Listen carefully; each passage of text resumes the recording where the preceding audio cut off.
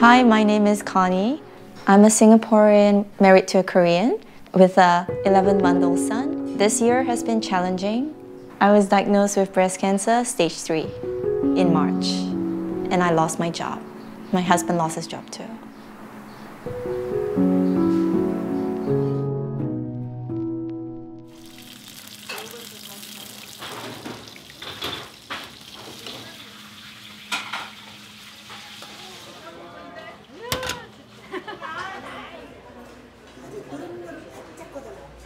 잘 먹겠습니다. 잘 먹겠습니다.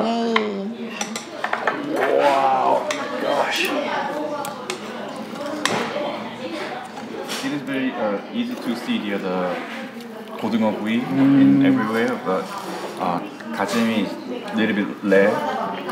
Kind of feeling like I should have gone for that. It's amazing. Thanks for recommending this place. It looks great.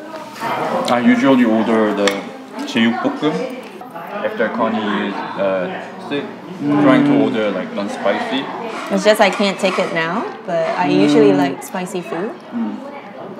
How's the fish? Is it? Oh, it's really good. You should try some. Can I try? It tastes really different. Okay. Go ahead. How do I get involved? I'm always like, I don't know if it's a British thing. Like, unless it's fish and chips, it's like I don't often know how to grab it. Just grab it. Just in there. Yeah, they cut it in a way so it's easy. Yay, you did well.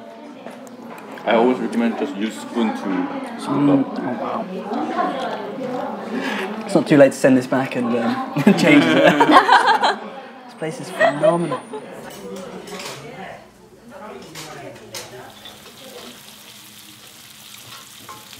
It's been a funny year for a lot of people. The pandemic and everything that's kind of happened. So tell me about your year. How was 2020, end of 2019, 2020 been for you? 2019 was an amazing year. It's the year our first child's born, and I had him after 2 miscarriages. Okay. So he's like our miracle baby, and a long-awaited one. I mean, we've been married for 6 years now, Wow. and he's our first child. Then came 2020, and January was great because I was finally going back to Singapore. But then I first found a lump end of January. Oh my gosh. And thought that it was just a breastfeeding lump. So I totally ignored it and flew to Singapore, and then Corona suddenly became really big thing. I flew back to Korea in mid-February. The minute I came back, I self-quarantined myself for 2 weeks. Right. During those 2 weeks, the lump had grown bigger. I wanted to go to the hospital, but no hospital would see me. Everyone turned me away because I was a foreigner and I had just returned. After 2 weeks, I finally could make an appointment. Went to the doctor, and that's when they told me that it's cancer. Oh. Yeah. So, first week of March, our lives were turned upside down. That was the start of it all. Wow. I was still breastfeeding my 9-month-old son back then, and my goal was 1 year, so I didn't want to stop. That was difficult. Suddenly, he had to wean himself. He had to be sent to daycare, and I had to go to hospitals almost every day. Then after that, we realized that treatment cost was going to be a huge, huge sum. Right. And we didn't have enough money for it. Then we had to find hospitals that would let us stay in as an inpatient, so we could try and claim from insurance. Right. That took a month. March, it became a stage 3. In April, I finally could start my treatment. By then, I think the tumor had grown like 3 times maybe, in the span of like just 5 weeks. Wow. Yeah. Oh my gosh. I worked as an English teacher. Yeah. But my students had no more foreign clients at that time, and they didn't foresee clients coming in for the next 6 months to a year. So they said, sorry, we can't hire you anymore. That's how I lost my job. Wow. And so that was that. That was that. Yeah. And then my husband thought he could still work, but... Tour guiding, personal private tour guiding, but because of the virus, suddenly nobody coming to Korea, so oh my gosh. I cannot go out. And so we had 9-month-old baby, we lost our jobs, and I got cancer. Yeah.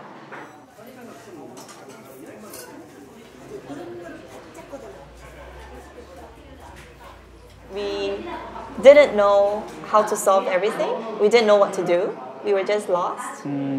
But then friends came and helped and prayed for us. They formed a support group for me. Okay. They sent people to help to babysit my son, have him stay over at their place when I was in the hospital. And they would take turns to come and clean our house, deliver meals. They also started a fundraising campaign for me. I got my diagnosis on Thursday. My friends prayed for us, and suddenly Sunday, I was feeling amazing. Wow. In just like 4 days. Wow. We felt hope, and we knew that we would be okay.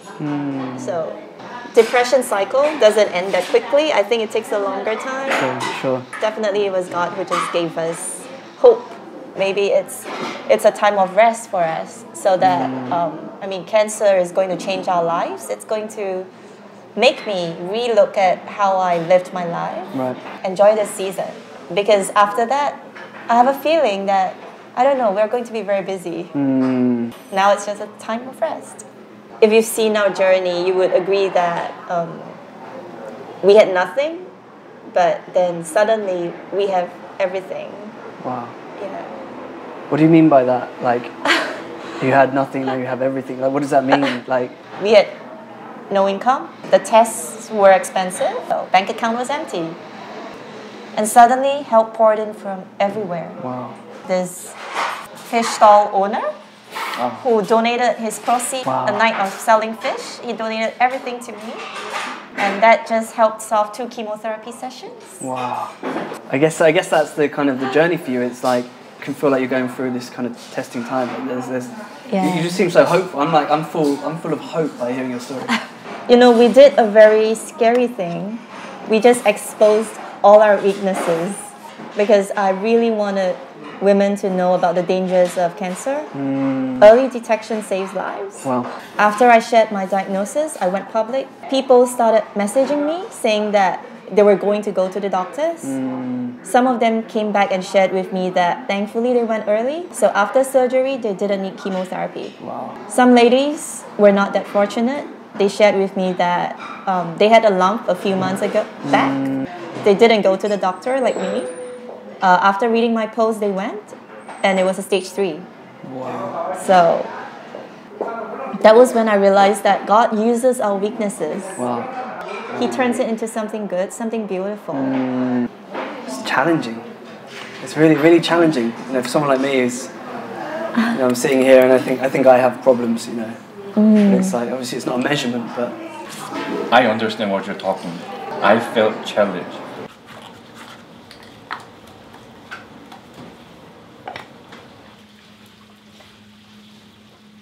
I think we underlook how big people's hearts are. Like, we just thought everyone had their own problems. They cannot help us. But instead, we got so much more. Humans are amazing. it's like we're just being honest. And when we find those relationships where we just this is who I am. I'm nothing more, I'm nothing less. It's just, this is me. It's incredibly vulnerable, but there's a depth to it. There's a realness to it. And I feel like people go, we can do something with that. Actually, my heart goes out to that. And I think when we share our weaknesses, people feel empowered as well. Yes. They feel like they can do the same. It's okay to be not okay. And there's something in that. It breaks the fear almost. Yeah. It's like, for me, it's like, could I ever go through this? And it's like, to see your story, that must be so encouraging. It's like, wow, like this person, like, just staying so like hopeful, full of faith through that journey. I think it's still scary to get cancer, though. Of course. But there's strength in knowing that if someone else is going through it and doing okay, I can go through it too. And that kind of takes away the fear. And after going through it, I think the scariest thing really is not cancer, it's not illness, it's to be without hope. Whether or not you have cancer, whether or not you have a job, with no hope, there's nothing. I think that's the scariest. Yeah. Thanks so much for sharing your story with us and having a meal together. And we actually want to put a link down at the bottom of our video, just to help you guys out if anyone wants to donate. Just practically, like, what are the best ways that we can, if people watch this, they can support you. I guess financially is Financially is a huge thing. I don't know if people want to donate old toys for Ian, old baby stuff for him. Okay. That's greatly appreciated too, so we don't have to buy new baby stuff. Yeah. Thank you so much for sharing this meal. I mean, let's eat for a little bit longer. Yeah. Honestly, I feel so encouraged. Like, I don't think I realised how encouraging this would be.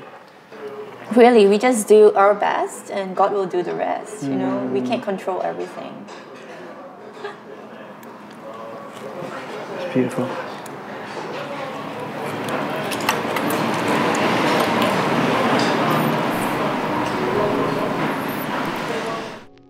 Hi, we're Dan and Joel. We just want to say having a meal with Connie has been one of the most challenging conversations that we've had on our channel to date. 여러분, 저희가 코니를 이렇게 만날 수 있게 된 것은 아주 축복 많은 계기였습니다. 코니가 이야기하신 희망이 저희에게 너무 와닿아서 저희가 기바시아하고 코니하고 비슷한 어려움들을 당하신 분들을 돕고 있는 캠페인을 열고 싶었습니다. Connie has almost reached her fundraising target and it is with that heart that she wants to help others in her situation, those with financial and urgent medical needs. 그래서 정이 많고 따뜻한 마음은 넘치는 여러분들 꼭 아래 링크를 클릭하셔서 도와주실 수 있는 만큼 도와주시기를 부탁드립니다. Please click the link, open up your hearts and share what you feel you can.